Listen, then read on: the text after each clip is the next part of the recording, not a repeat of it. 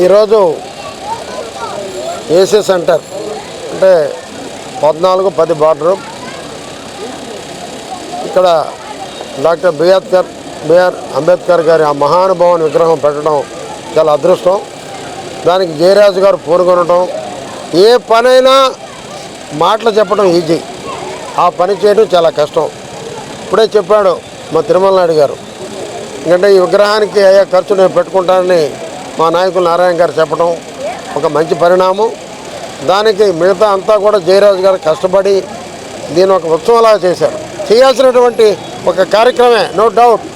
ఎందుకంటే ఈరోజు సమాజంలో అణగాణిన వర్గాలకి ఆయన రాసినటువంటి రాజ్యాంగం, ఈరోజు రిజర్వేషన్లు అయితేనేమి, ఎస్సీ ఎస్టీ బీసీ రిజర్వేషన్లు రాసినటువంటి మహానుభావుడు ఆయన. ఈ భారతదేశ చరిత్రని మార్చినటువంటి ఒక దైవ స్వరూపులు ఆయన. ఈరోజు ఆయన రాసిన అంబేద్కర్ ఆ మహానుభావుడు రాసినటువంటి రాజ్యాంగమే ఈరోజు అమలవుతుంది. భారతదేశం ఇంత పటిష్టంగా ఉందంటే ఆయన రాజ్యాంగం. భారతదేశం ఆర్థికంగా ఇంత అభివృద్ధి చెందిందంటే ఆయన రాజ్యాంగం.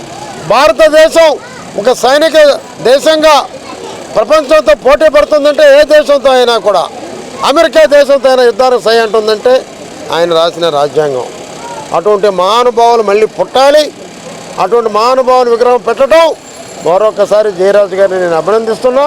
దానికి ముఖ్య అతిథిగా వచ్చినటువంటి నా సోదరుడు అబ్దుల్ అజీజ్ గారు, మరో సోదరి సుజాత గారికి, పాల్గొన్న ప్రతి ఒక్క నాయకుడికి నేను ప్రత్యేక ధన్యవాదాలు తెలియజేస్తున్నాను.